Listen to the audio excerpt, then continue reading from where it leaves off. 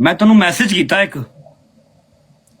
जरूरी तेन एक बंदे की बांह फड़ानी है जेडे एयरपोर्ट से कवेंगा 110% श्योर करके ठप्पा ला के कौन नहीं की करना है? वैल वे